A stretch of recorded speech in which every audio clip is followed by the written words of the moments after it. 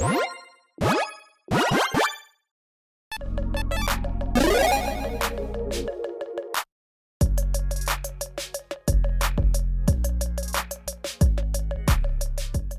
everyone, Mitch coming in for the Commander Score Studio. Welcome to the show. Okay, so today's episode is a tier ranking episode. Yeah, I have a blast with these, and I love the conversations that occur in the comments below, so thank you all in advance for your lovely comments telling me where I'm right, where I'm wrong, and yeah, let's jump into it. So this one is, of course, near and dear to my heart because it is budget commanders. Now, I went through some of the top budget commanders out there, and I'm defining budget by, well, hey, they are not only a commander that you can actually build a budget deck around effectively. I'm not saying, you know, of course, like, yeah, extra turns or extra combats. Those are more expensive cards these days. So, yeah, no, that's not what the focus is going to be on. The focus is going to be on commanders that can be built in a budget way, and also commanders that are inherently budget-friendly themselves. I'm talking about commanders that are 25 cents or less themselves as well. So the deck is budget. They are budget. Let's jump into it.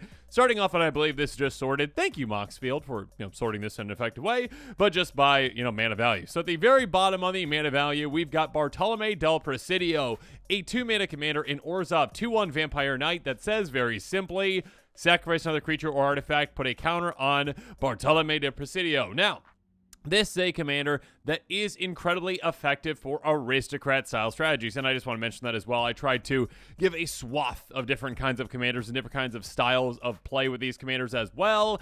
This one is, actually fitting in one of the kind of key components of an aristocrat-style strategy. You have some, creature fodder that you need to be able to sacrifice. You need the sacrifice outlet and a free one at that, and then the payoff. This is that perfect free outlet with a slight payoff on its own. I mean, I'm not talking about like the Blood Artist payoff, but this is like, hey, I get counters. I get slightly larger. You can, of course, Voltron KO someone with this as well at a certain point if you really want to, or take advantage of that power that it's going to have with maybe like a, hey, sacrifice, gain, some life, and also draw some cards based on the power. There's a lot of different avenues for this commander, but yeah, aristocrat style, fantastic outlet for you. That being said, where does it actually fit in this list? And I will say, I have not actually previously done this list. I haven't put the tiers together. I'm like, okay, I've got my notes off to the side. This is this, this, this, this, this. This is all on the fly, and I reserve the right to change things. Bartolome del Presidio, I'm probably going to lean that you're, okay, you're like a C plus B minus in my opinion. I believe there's a lot of really powerful commanders in this list, and this is one that, yeah, it is a very, very good commander. Again, a free outlet for you. There are just certain commanders that are above it. It might end up in the B. We shall see. Moving on, though, let's go on to Dina Soul Steeper, a 1/3 Dryad Druid. For 2 mana in Golgari, whenever you gain life, each opponent loses 1 life. Pay 1, sacrifice other creature. Dina Soul Steeper gets +X until end of turn. Rex the sacrifice creature's power. Now, here's the thing again. When I'm talking about like a budget build for this, I am not considering a combo like, Exquisite Blood, because that card is not budget friendly. So there you go. That being said, this is a very powerful commander in that every single instance of life gain that you get, you drain so effectively. Again, literally just getting a bunch of things out there that just say, hey, gain a life when this happens, gain a life when that happens, gain a life when this happens. Repeatable life gain effects, different instances of them can be fantastic for you. That sacrifice outlet is nice as well on it. You can do some aristocrat style shenanigans with it too. That being said, just literally, hey, put all the life gain effects out there in play that just gain life here, there, and everywhere. Yeah, you've got a lot of potential with this one to finish players off. Overall, kind of where does this one fit? Oh, goodness gracious. It's, again, kind of around the same as Bartolome del Presidio, potentially. Maybe slightly higher. Let's go with the B tier, actually, with this one. Maybe I'm off on this already, but I think it's just slightly higher. Again, I reserve the right to adjust. Moving on, we've got Kudo King Among Bears, a 2/2 bear for 2 mana in Selesnya. Other creatures that base power numbers 2/2 and are bears that show their types. Now, here's the thing again. When I am considering these commanders, I'm considering their most powerful build that I can personally think of right now. And this would be not just like Bear Tribal, okay? No offense, Bear Tribal players out there, but that is not the most powerful build of this one. The most powerful build of this one is basically utilizing it as a hate bear. Get it? So this is a 2/2 that turns everything else, not just your creatures, but your opponents as well, into 2/2 creatures. Everything is the exact same. And because of that, well, if you've got a go-wide strategy, like make a ton of 1/1s or, 0/1 plants or whatever, and it turns them all into 2/2 bears as well, cool, you got that going on. But of course, you also maybe have some, well, anthems too. And yeah, then your creatures become much, much larger than your opponent's creatures.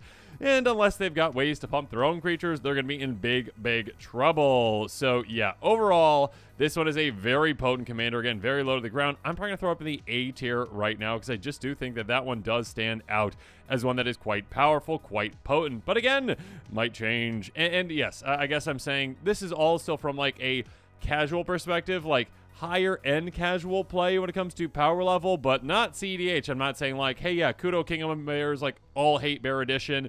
We're not doing that, even though that might be the most powerful build. Next up, though, Sten Paranoid Partisan. Now, I'm just gonna kind of ruin this one right away and say this is one that does stand out to me as an S tier commander. Now, why might that be? It's a 2/1 human wizard for 2 mana and Azorius. Enters the battlefield, choose a card type other than creature or land. So you're going to choose Artifact. You're going to choose Artifact. Spells you cast, the chosen type costs 1 to cast. By paying 3 mana and Azorius, you exile Sten, return to the battlefield, until it's controlled to be next end step.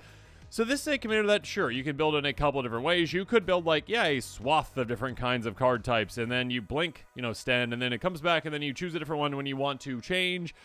Yeah, no, we're not doing that. What we are going to be doing, though, is we're going to be saying Artifact, because that is the most broken card type, or most easy to break card type, I would say. So you just play a bunch of artifacts at either reduced cost or even a free cost. Yeah, you can just build a deck where you're like, okay, artifact synergies, absurd broken things. Playing an artifact, getting back your hand again, getting triggers here, there, and everywhere. And yeah, there's other ways to reduce artifacts as well. So yeah, basically all your artifacts can cost essentially 0 at a certain point, and you're just doing crazy things. Playing out the top of your deck as well, things like Future Sight, etc. Yeah, this is one where, again, cost reduction is an incredibly broken, or breakable thing, I should say, in Commander, and this is a commander that gives you cost reduction, again, just at 2 mana, which is pretty crazy.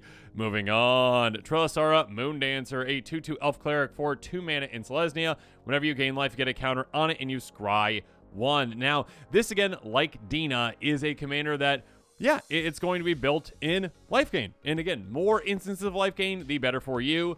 The difference is, again, Dina is like, okay, I'm going to drain opponents over time. I also have a sack outlet in case I need it as well. This one's like, okay, I'm giving you card selection with that Scry 1, not card advantage, but good card selection. And then also I get larger and larger throughout the game. Now, how relevant is getting larger? Well, you got to have ways to get it through. You got to be able to keep it on the board to actually utilize that as a win condition, of course. I would personally rather have Dina when it comes to, yeah, trying to take opponents out with that. So I do think that this one is below Dina, and maybe I've got to move Dina down. Okay, so Trisara, I'm going to throw in the D tier, and I'm moving Dina down for now. Yell at me in the comments below, okay? But no, please do not. But this is just coming out of the have them right now. Life gain is a good strategy. It's not the most powerful strategy out there, though, so I think I'm going to bump them both down. And Trisara, my apologies, but you are in the D tier. Next up, Alesha, who smiles at death, a 3/2 human warrior, first strike for 3 mana in, I was going to say red, but it's actually Mardu. Whenever Alesha, who smiles at death, attacks, you may pay Azorius, Orzhov, there we go, if I could talk. If you do, return our creature card with power 2 or less of your graveyard to the battlefield, tapped and attacking. So basically, hey, attack and then cheat something into play. Here's the thing. There are some amazing creatures that you can cheat out into play. And basically, this is a commander that, again, you have to throw into danger to do so. First Strike can help you out a little bit. There's also other ways to get through, other ways to pump to ensure that you're okay. Yes, but you can get an absurd amount of value by cheating something into play. Some of those higher end ones that are like, oh, game ending, like Master of Cruelties, kind of, like that is not a budget friendly card. So of course I'm not including those, but there are other great things that you can cheat into play and be like, oh yeah, cool, like it's a 0 power creature technically in the graveyard. I get it out into play. Now it's something much larger. It comes with counters on it or whatever it's going to be. You've got a lot of things that you can do, a lot of things that you can use and abuse, like some sack outlet kind of things. Like, yeah, you can do a lot of cool things with this one. I think overall, and again, some good colors to, consider as well. Overall, very, very potent. You can't use and abuse extra combat spells with this one, though, because, again, extra combat spells for the most part are not budget friendly. So there you go. Again, all coming from a budget perspective. I think overall, with everything in mind, it's probably around a C tier. Again, with a higher budget, probably be a bit higher. Next up, Rowan Sion of War. Here we go. 4/2 Human Wizard with Menace for 3 mana and Rakdos. Tap spells you cast this turn are black. That are black and are red. Cost X less cast for X is the amount of life you lost this turn. Activate as a sorcery. Yeah, basically, here's the thing. Again, you start off with 40 life in Commander. Life is a resource. Use it. I was going to say wisely, but you don't have to use it wisely. You can use it willy-nilly, and you're going to do really well with this Commander. This Commander is pretty broken, and once you get going, there is no stopping you. Essentially, all you need is like a Wall of Blood type creature, Mischievous Poltergeist type creature, one that basically says, hey, pay a life and you get this, and you can just keep doing that again and again and again and again and again. So you basically, pay again, like let's just say 20 life with that. Cool, I'm down to 20. Oh no. I mean, you can just pay, let's pay 30. Okay, we're down to 10. Who cares? All right, I'm down to 10, and all of a sudden I tap this, and all my black and red spells cost 30 mana less to cast this turn. Absurd. But also, by the way, I've got a threaten effect. Just threaten, just gain control to our creature, untap it, it gains haste, etc., etc., etc. So I pay a single red mana and I threaten my own commander. Cool. It gets untapped. I tap it again. All of a sudden, all my spells cost 60 less, and I win. I cast a single giant burn spell that burninates my 3 opponents, and they are gone. Yeah, that is basically what you can do with this. It is absurd. And if you don't have that burn spell, cast a spell that can help you dig down into it, and there's plenty of those X, spells that you can get into that. It's an absurd commander. Yeah, it is definitely, in my opinion, one that, again, is budget-friendly, can do some crazy things, even with budget-friendly cards, and, yeah, it is an S-tier commander. Next up, one that you can thank Eddie for getting on this list, Sergeant John Benton, a 2/4 Human Soldier, Trample and Haste for 3 mana in Selesnya. Whenever it deals combination to a player, you and that player each draw that many cards. Okay, maybe this is, like, recency effect as to why this one is appearing here, but I'm actually going to throw this one. I mean, okay. I maybe need to temper expectations just a little bit, but this is quite a powerful commander. Oh, it's like a C plus B minus. I think there's a lot like right on this like cusp right here, because I just know there's going to be some coming up. They're like, yeah, it's really powerful. It's one that can definitely pack more of a punch than you think it does. Yeah, I mean, basically, any kind of a giant growth becomes Ancestral Recall. You are helping that other player draw cards too, but yeah, you can also just finish that player off quite quickly, and then all of a sudden that player is gone, and it doesn't matter, because you just drew 21 cards with some, like, combat damage trick spells, again, double strike things as well, and then all of a sudden, coming through, hitting a player for an absurd amount, and again, literally for, like, that giant growth cost of a single green mana, you drew 3 cards. It is on like a Voltron style thing though, and there are definitely some big blowouts that can happen. Like if you do cast all these things and then all of a sudden someone deals with a commander, you got to reset, and if you don't have a new hand, you can't do that. Yeah, it is one that's like that C plus B minus. There's a lot of those right now. Let's move on for now. Okay. Again, it's one that definitely surprised me. Next up, Unus Grand Meditech. Day 2/4 for Phyrexian Vedalken for 3 mana in blue. Other blue creatures you control, whenever this creature comes tapped, draw a card, then discard a card. Other artifact creatures you control get ++1. And then also pay a Phyrexian blue mana until that turn, target creature you control becomes a blue artifact, and there's other cards and types. Active and sorcery. This is a commander that is pretty broken with the right build. I would say that some of the cards that like are really broken with it, like a Fado Alchemist, that is not budget friendly. That being said, there are other ones, like was it Tidewater Minion, that does the exact same thing. Basically anything that has like tap, untap, target permanent. And it's like, oh, okay, I untap myself again, and all of a sudden you are just looting through your entire library. Yeah, that's pretty crazy. And of course, there are plenty of, Vizier the Tumbling Sands types cards where it's like tap, untap another target permanent. So if you have 2 of those in play, they untap each other. This one, I would say, again, like we have the cost reducers up in the S tier. I think this is just slightly below that one again because of the budget restriction on this, but that is maybe just me. Maybe it does deserve to be in the S tier. That being said, also, like, you don't have like the Lab Maniac win, with the more budget builds. You do have like, you've got Psychosis Crawler in play though, and that kind of thing too, where you're getting triggers every single time you draw. There are ways to win too. But yeah, the budget probably holds this one back just a little bit further than some of the other ones. Let's move on. Vadrik Astral Archmage, a 1/2 Human Wizard for 3 mana, and is it? If it's neither night nor day, it becomes day as it enters the battlefield. You can ignore that, really. You can ignore when day becomes night to get a counter on it. I mean, it's nice to get those counters, but you're not depending on them. What matters is, and literally if this only had just this text in the card, it'd be the exact same spot in my opinion, which is, here, just gonna spoil a little bit, S tier. Hey, instant source spells you cast cost X less to cast for X's Vadric's power. Yeah, if you've never seen this commander go off, you're probably pretty lucky. This is a crazy powerful commander because, yeah, you just get a couple of pump effects on it, like even like a Black Blade or Forge or whatnot, and all of a sudden you're like, oh, okay, cool. My instant sorceries cost 6 less to cast. Awesome, good for me.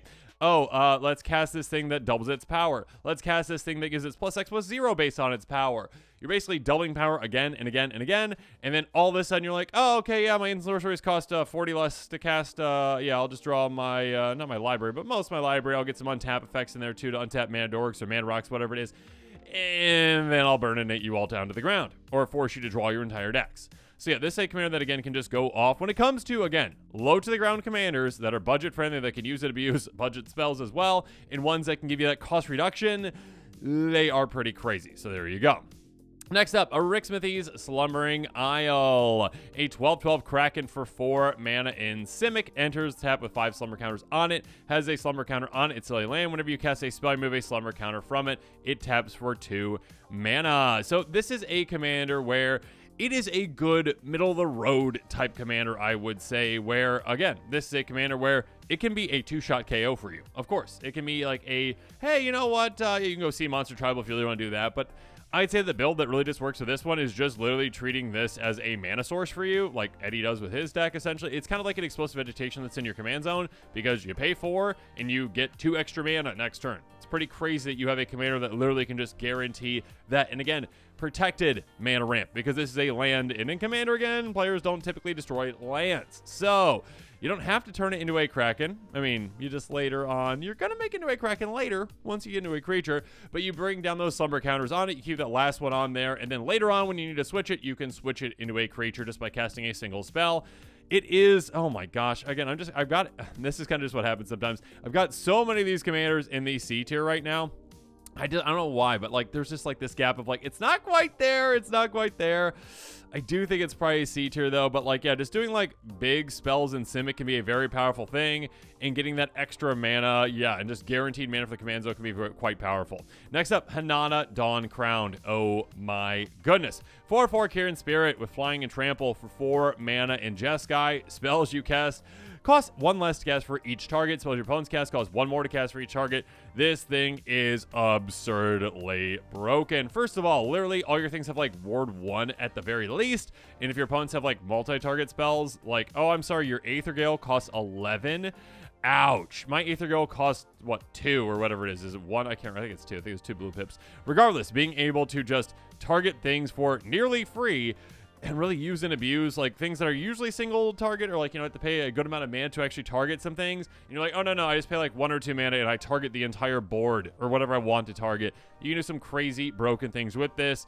Yeah, it's crazy. Okay. Corridor Doomscourge, a 4/3 Demon Berserker for 4 mana in Rakdos. Enters until your next turn. Creature's opponent's control.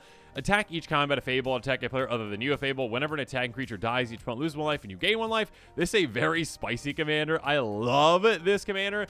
If it was in, let's say, 1 more color, like either blue or it'd probably be like a Grixis, I would think. Maybe it'd be Mardu. I don't know. Either blue or white, it would definitely be a tier above where it is, in my opinion, because, yeah, blinking it is crazy good. There's only so many blink effects in these colors. Yes, you got like Feign Death type effects, so I would use those where it's like, when this dies, you bring it back. So have Sacrifice Outlets, bring it back again and again and again, because you're basically force goading all your opponent's creatures so many times. You can basically have your opponents do the dirty work for you. It does require some setup to really get it going though, so I think overall I love this commander. I think it's spicy. I think it's probably D tier compared to all the rest of these. Moving on. King of the Oathbreakers, a 3/3 Spirit Noble flying for 4 mana in Orzhov. Whenever it and another spirit control comes to target a spell, it phases out. Whenever King of the Oathbreakers or another spirit control phases in, create a tapped 1/1 white spirit control token with flying. This is one where, yeah, like, okay, like the high end cards, unfortunately, that really work well with this are more budget or are not budget friendly. Like the, hey, I pay 1 mana, it targets all creatures and it does nothing. Like, you know, like all of them become white until I turn, all of them become black until I turn, whatever it is. I can't remember those card names. Like there's one of each color. They each cost like 1 mana, their instant speed. Those are very, very good cards, obviously, with this, because it's like, oh, I just target everything. There are certain things that do target all of your things, which is quite nice. So they all phase out and then come back, and you're like, you're doubling up your army. It's also a very difficult commander to actually deal with. And of course, you've got access to some great anthems in white as well. I'd say overall, this one is, it's kind of again that borderline of CB. And again, you know what? I will finally throw one into the B tier. Okay, there you go. King of the Earth Breakers is really hard to deal with. You go wide very, very quickly with it. You can do some really spicy things with it. Next up, Kaikar Winds Fury, a 3/3 bird wizard with flying for 4 mana in Jeskai. Whenever you cast a non-creature spell, create a 1/1 white spirit creature with flying, sacrifice a spirit, add red. So this is a commander where it's basically like you get a ritual effect kind of every single time you cast a non-creature spell, but also you can just, hey, go really, really wide by casting a bunch of non-creature spells. I mean, literally just throwing in, like, doing an Anthems deck with this one can be incredibly powerful. You just grab a ton of Anthems and just chuck them in the deck, and all of a sudden, every single time you play one of those, again, when I'm saying Anthems, I mean, like, mostly they're, like, artifacts or enchantments that are anthems, not creature based obviously with this one, but being able to do that and like, oh, okay, cool, yeah, all my spirits get +10 and every single time I cast something it just makes a 10/10 or 11/11. You're gonna win pretty quickly with that. And of course, yeah, utilizing it as a spell slinging commander too can be incredibly powerful by getting that basically ritual effect with it as well. So yeah, either avenue is very powerful. I'd say it's just underneath like the top power mark though. I'm gonna throw it in the A tier, joining Unctus and Kudo. All right. Next up, Menara, Merciless Soul, a 2/2 elf cleric for 4 mana in Orzhov. Ward X directs the number of experience counters you have. Beginning of your end step, if a permanent control left the battlefield this turn, you get experience counter. Creature control get +1/+0 for each experience counter you have. So this is a commander that throughout the game not only gets harder and harder and harder to deal with that Ward at some point getting to a point where your opponents literally cannot, at all target it no matter what. And then also, hey, getting your creatures an absurd amount of pump as well. Kind of like we just talked about with, Kaikar, if you're going to build anthems. This is like more like the anthem itself. And of course, I mean, yeah, once you just get one experience counter, you can just proliferate. So you can get more and more and more of those counters out there. If you've got a go wide strategy with this one, you can make your creatures absurdly large. Kind of like Jetmir-ish in a way. Jetmir, though, is a bit quicker, and then also Jetmir is not on this list because it is, not 25 cents or less itself. That being said, yeah, this is a commander that can go really, really, really nuclear. Oh, goodness gracious. Okay. I think this one, maybe because of the ward, maybe it's because there's not a lot of creatures in the B tier right now. I'm kind of leaning that way, but this is like, a B-, C+. There's a lot of kind of like, all these are around the same, but like not quite. We're just going to go with that for now. Maybe Dina does deserve. We're going to bump Dina back up, okay? Dina, I feel better about you there now, okay? All right? And then I'm going to feel bad about later and then move back down. All right. Mr. Orfeo the Boulder, a 2/4 Rhino Warrior for 4 mana in Jund. Whenever you attack, double target creature's power until end of turn. One of my favorite commanders all time, like unexpectedly one of my favorites. I just like kind of threw a deck together around it. And I mean, with a lot of thought in it, but like I didn't expect to like love the deck as much as I do. It's probably the deck I play the most these days, actually. I just love it. It is one where basically, again, you just get creatures out that have a good amount of power. Maybe like some kind of a downside to them potentially, where it's like, yeah, you can't really attack with this one, but it's a 10/10. And all of a sudden you just attack with something else. You make it a 20/20, and then you take advantage of that power by flinging it or by, utilizing its power to draw cards based on power or whatever it is. Yeah, there's a lot of cool things that you can do with this kind of a commander. It's a lot of fun. How powerful is it compared to all these other ones out there? I don't think it's quite... Yeah, it's probably a D tier. It's like a D+, C- probably. It's a really fun commander. It's one that I wanted to highlight just because I think more people should play because it's a lot of fun. But yeah, it is one where it's not quite to the power level of other ones. It does take a good amount of setup where some others don't take nearly as much setup. Moving on. Obeka, Splitter of Seconds. Now, this is one that, again, is on the list, is a budget-friendly commander itself, and has a swath of cards that it can utilize. That being said, like some of the more powerful things that you can do with it, you are more limited because, again, of the budget restriction for, those upkeep cards and also, extra commons, etc., etc. Okay. A 2/5 Ogre Warlock Menace for 4 mana in Grixis. Whenever it deals combination player, you get that many additional upkeep phases after this phase. It's absurd how many upkeep phases you can get. And again, a lot of great upkeep cards you got access to, but again, only so many because, well, yeah, there are certain like out of budget cards that are really going to be quite potent. So I think overall, it's a very potent commander. I'm going to throw it in the B tier. Next up, Toon Sky Summoner, an oldie but a goodie, just like a mainstay, like in Commander, where it's like, oh, okay, yeah, spell slinging, yeah, you think of Toon. 2/2 Merfolk Wizard for 4 mana in blue. Whenever you cast it, insert short spell, create a 2/2 blue Drake creature with flying.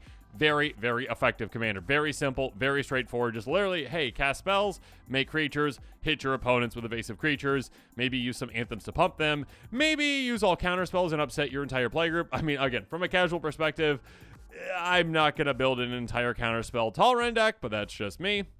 So I think overall, it's a good kind of just like middle of the road-ish commander. Again, probably like again, like a BC area, like kind of competing for that. Let's throw it in the C tier for now. Again, it is monocolor, so that does come into play a little bit with that one. Okay, next up, the Necro Bloom, a 2/7 plant for 4 mana in white, black, and green. Whenever a land enters the battlefield under your control, create a 0/1 green plant creature token. If you control 7 or more lands with different names, create a 2/2 black zombie creature token instead. Land cards in your graveyard have Dredge 2. Yeah. Of course, you're in a, well, I was going to say great colors, but great color for a landfall because you've got green. That's basically all you really care about with that one.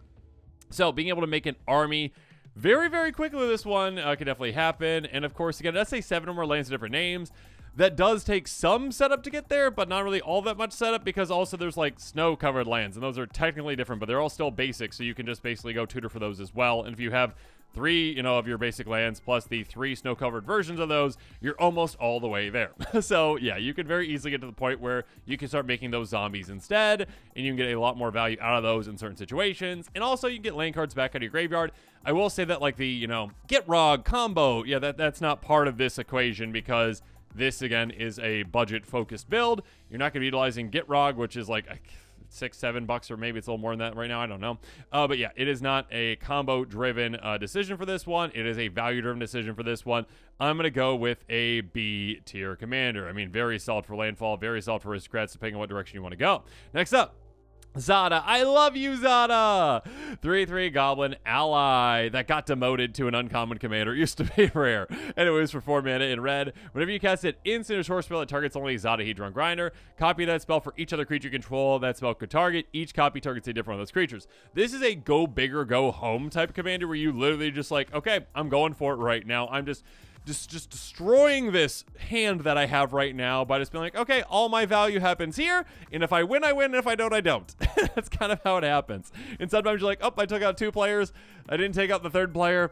I got them down quite low, though. Maybe I can top deck some things next turn and hopefully do some things. But yeah, basically, you're going to go wide as you can, and then you're going to cast like spells that target Zada that like pump your entire team. Like, so +3/+0, whatever it is. +3/+1, scry 1 each. So you're getting value for each creature you have. You just have a lot of cool and exciting things you can do this one. It is, it's not gimmicky. I'm not trying to say that, but like, it is, again, like a go big or go home play. Like, if you whiff, you whiff. So I'd say that this one is one that, like, other players, when you're playing against it, you've got to respect the Zada. But yeah, it can be stopped. And once it's stopped, it's going to be stopped and screeching to a halt. Okay, moving on. Garna the Blood Flame. A 3/3 Human Warrior Flash for 5 mana in Rakdos. When it enters, return to your hand all creature cards in your graveyard that are put there from anywhere this turn. Other creature control have haste. Here's something that players might not know about this commander. That trigger, again, entering the battlefield, bringing back all creature cards that are put there from anywhere this turn, can actually apply to Garna itself. So essentially, when you play this, again, at flash speed, whenever you want to play it, and that's on the stack, if you sacrifice Garna while that's still on the stack, again, you've got plenty of free great sacrifice outlets, Viserys here, etc., etc. All of a sudden, you're like, oh, by the way, yeah, I just get Garna back as well as everything else, and you can do some crazy, crazy powerful things with this one. It does require quite an amount of setup. But yeah, if you've got like a blood pet type deck where you've got a bunch of things that can be sacrificed and give you mana, or when they die, they give you mana, or when they enter the battlefield, they give you mana. And yeah, I've definitely built a deck around this one, so make sure you check that one out. Then all of a sudden you're like, oh, okay, by the way, yeah, I got all this mana. Oh, and I get to do it again, and again, and again, and again, while having like aristocrat style kind of like pinging effects. Like, okay, I guess Impact Tremors isn't aristocrat style, but Impact Tremors, you also got like Blood Artist type effects. Not Blood Artist itself, not budget, but still the other type effects. Okay, So Garnet is, I think, a sneaky one where players like don't realize the crazy things that you can do with this one. Also, giving creatures haste is lovely too. Like if you've got Mandorks, that can help as well, of course. I think overall, this is probably, and maybe I'm overrating it compared to what some others might put it at, but I do think this one is an underrated commander myself, so I will throw this one in the B tier. Moving on. Judith Carnage Connoisseur, a 3/4 human shaman for 5 mana in Rakdos. Whenever you cast it, insert short spell, choose one. Let's just read the second one just to get it over with. Create a 2/2 red imp creature token. With this one, the creature dies, you'll change each opponent. That's nice, and you will do that at some point potentially. But the one that matters is that spell gains death touch and lifelink. This is absurd. If this was a lower to the ground commander, it might make it to S, but there's also just some really heavy hitters in the S, so probably not. But still, this is an A tier commander. This is literally just, hey, you know all those spells that are basically useless that are like, yeah, ping your opponent's creatures for 1. And like in other formats, maybe that works, but in commander, it's like, yeah, not a lot of little 1/1s running around that I really need to deal with all that often. Yeah. But with this, it's like, oh, these 1 mana spells are now one-sided board wipes that gain you life. My goodness. And of course, like you can do some bigger, damage board wipes that also gain you an absurd amount of life to put your life total. Just you play 1 spell and your life total is just untouchable for the rest of the game, essentially. And then, of course, there's ways to take advantage of when you gain life. You drain opponents or whatever it is. There's a lot of different avenues to victory with this one. And again, literally, if you just run 15 of those, hey, damage each creature your opponents control. Oh, no, I wiped your board. Oh, no, I wiped your board. Oh, no, I wiped your board. Might not be the most casual thing, but yeah, a lot of players are playing it that way right now. And yeah, it's pretty absurd. Next up. Omnath Locus of All, a 4/4 Phyrexian Elemental for 5 mana. That's Wooburg, but there's a Phyrexian black mana in there. If you lose unspent mana, the mana comes black instead. Beginning of your pre-combat mana phase, look at the top card of your library. You may reveal that card if it has 3 or more colored mana symbols in its mana cost. If you do, add 3 mana, any combination of its colors, put it in your hand. If you don't reveal it, put it in your hand. This is kind of like a mana bank for you, and also card advantage, and also like potential mana generation. It depends. This one does require some real setup and like keeping this around to really take advantage of it the most. It's not like inherently busted like some of the other commanders we've talked about essentially, but it is one that is quite powerful. It is 5 color, gives you access to all those things. And yeah, it's like, oh, it's 5 mana. That's a bit. It's 4 mana technically. I think overall, okay, my gut says this one probably is, it's like a B+. It's like a B+, A-. I'm going to throw it in the B tier. See, so there you go. The B tier got a little more packed right now, okay? And maybe Dina goes down a little bit, but we'll see. Okay. Shurai Shizo's Caretaker, a 2/2 spirit for 5 mana in black. Whenever creature power 1 or less is put in your grave from the battlefield, you may return that card to the battlefield at the beginning of the next end step if Shurai Shizo's Caretaker is still on the battlefield. Yeah, this is a crazy cool commander. I love the effect. The build is pretty specific on what you're looking for. Creatures with power 1 or less. So there's that. This commander is at 5, which is in like kind of like the middle of the road, like a little higher on the middle of the road scale. I'd say like 6 is where it's like, okay, that's an expensive commander. 5 is like, okay, it's like right around there. It's a pretty powerful effect. As long as it stays in play, you're getting a lot of value out of it. It doesn't have any inherent protection, though. So, like, yeah, this is probably more so on that, like, lower end. Like, once you get things rolling, my goodness, please stop the Shurai Shizo's Caretaker player. But, yeah, you really got to get things rolling to do so. Next up, Tatiova Benthic Druid. My goodness. 3/3 Merfolk Druid for 5 mana in Simic. Whenever a land enters battlefield under control, you gain life, draw a card. This is one where it's like, okay, I really, really, really want to just like, my immediate like thought was like, oh, S tier. It's like, okay, wait, hold up. I mean, landfall, card draw, gaining life, yeah, you can take it or leave it. Like, there's certain things you can do. Like, you're padding life total, that's nice. What you care about, those literally landfall and card draw. I'd say overall, we're going to go with an A. Okay, we're going to go with an A. It's like the higher end of the A. It's probably more along the lines of those commanders, though, versus, again, cost reduction is just broken. Cost reduction is literally just broken. It's a broken thing. This does not cost reduce. It does benefit you, though, for doing something you already want to do in commander, though. Play lands. Oh, by the way, you also want to draw cards? Okay, cool. You get a benefit for that now, too. Yeah, it's a very powerful commander. Don't be fooled by it being an uncommon. Let's move on. Kolfanor, the Last You, a 3/7 Treefolk Shaman, Vigilance and Reach for 6 mana. It says, whenever it or another creature you control dies, return to 1 target creature card with lesser toughness from your graveyard to your hand. This one, I think like some players like don't just realize the power potential of this. It's quite easily busted once you get things set up. You do need to get things set up, but like if you just have like essentially like some anthems in play that can essentially pump toughness, there you go. You're just like, oh, okay, yeah, I get this thing out, I sacrifice it. I get this other thing out, I sacrifice it. If you have a bunch of like, again, like free creatures and you're just like getting more toughness to them when they're in play to sacrifice them to get another creature out of your graveyard, like aristocrat style things. Again, it does require a good amount of setup. This is a commander that's on the higher end of that scale when it comes to mana. I'm going to say overall, yeah, let's go with the C. We're going to go with a C, okay? C tier commander. Moving on, Hamza, Guardian of Arashin, a 5/5 Elephant Warrior for 6 mana, but you're never going to pay that in Selesnya. 1 less cast for each creature you control, a counter on it. Creature spells you cast cost 1 less cast for each creature you control, a counter on it. This is one that, like, once you're set up, my goodness, you are humming. Again, cost reduction is huge. You can do some really crazy things with that. That being said, it does require a good amount of setup to get things going. Again, it's like you're going wide. It's got to be with counters. So once you do so, though, you're good to go and you get other things out and then you do some crazy things. And of course, there's ways like you can go in a direction where you're like, okay, I've got creatures that are very impactful and I'll just get counters on them with some other things or like focus really on those counters. It's more specific than the other, commanders that are those cost reducing ones that are like broken, okay, up there. So this is one that is a little more limited. My gut is saying because of that, because of the limitation, but the power potential, we're going to go with a B tier. It's more of a middle of the road, okay? Sharoom, the Hegemon. 5/5. Does anyone think of Digimon? I think Hegemon.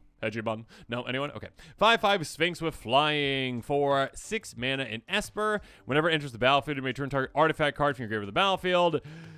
This goes crazy with a ham sandwich, essentially. This thing combos with so many things because, yeah, if you've got like a clone effect, essentially, you're like, oh, okay, cool. Yeah, bring it back. Yeah, I mean, there's also like clones that are artifacts. Those, I mean, there's the one that's like what just like copy artifact, not copy artifact, but copy enchantment. You've got ways to copy it, okay? Basically, you copy it, you play this weird, like, like stacking triggers kind of thing, essentially. And you basically just get like infinite ETBs, infinite LTBs. It's very, very easy to do. Go into Commander Spellbook and just type in Sharoom the Hegemon, and it'll show you like, here's all the combinations.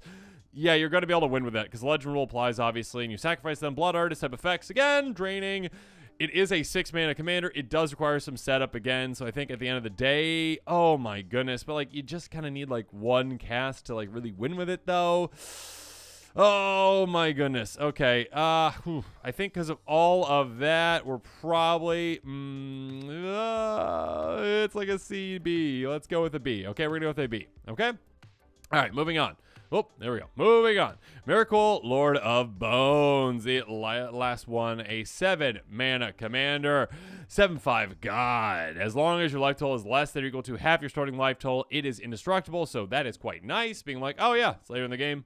It's indestructible. Or just like, yeah, I'll pay X life, whatever it's going to be. I get down to that amount. So it's indestructible. Cool. Protect it. Whenever another non-token creature you control dies, you may exile it. If you do create tokens, copy of that card, except as enchantment, lose all their card types. This has certain combos that work really well with it. Some of them are budget friendly. Yes. Basically, ones are like, hey, yeah, put a -1/-1 counter on this thing. And it's like, oh, okay, well, now it's a enchantment instead of a creature. So that doesn't matter. I can just do it infinitely. Cool. So yeah, there is infinite potential. It's also just like aristocrat style shenanigans you can definitely do because you're like, oh, okay, cool. Yeah, I sacrifice these value-based things that are creatures and now they become something that's harder to deal with. There you go. So you do some crazy things with that as well. Its mana value is a bit higher though, but again, the power potential is crazy once you get this out. Okay, yeah, we're going to go with a B. I think I'm going to throw with a solid B tier commander. I think overall I'm pretty happy with this list. Okay, maybe I moved Dina down. Sorry, Dina. Maybe move Dina down. Maybe I move these two down, probably. Just like looking at all these. Or Garna is probably one that probably should move down. Fine, I'll move Garna down. But yeah, okay. Garna moves down. Okay, let me know in the comments below. But you know what? I'm moving Dina down one. We're moving Dina down one, maybe because it looks better like this way, where it's like, oh, it's more even. But Dina probably belongs up there. I'm not sure. I'm really, there again, I think like to me, and this is just my opinion, but like, it's hard to argue against like cost reducers, especially ones that can reduce a lot or ones that are very low to the ground and reduce, again, just literally artifacts. If you're doing that, you're doing some pretty broken things potentially. You've got some combo potential with these. You've got some like overvalue things with these as well. Yeah, I feel pretty good about that. Like, the whole BC group is like, there is definitely arguments that can be made for a lot of those kind of moving around. Okay, so that's where I'm thinking about that. The D, I think the D group is probably, yeah, it's probably where I think it would be. Okay, I think most of those probably belong down in the D group. Some of you might say Garnet belongs down there, but like, come on, there's some crazy things you do there too. Okay, overall, I'm pretty happy with this list, though. I just love these types of exercises. I love the interaction in the comments below, you know, talking about like, okay, though, this is where I think this one is. No, you're wrong on that. You're right on that. Again, constructive criticism, definitely welcome, all right? Would love to hear from all of you what you think about these budget commanders. Again, I love just showing off just how powerful you can still make a commander even on a budget. Of course, again, the most budget-friendly commanders out there, ones that are 25 cents or less, and ones that you can build an entire budget deck around them, and you can make it incredibly powerful and, you know, basically play up to, you know, anything outside of CDH. So there you go. Let me know your thoughts are in the comments below on these, though. I would love to hear from you all. And of course, as always, thanks again, and have a good one.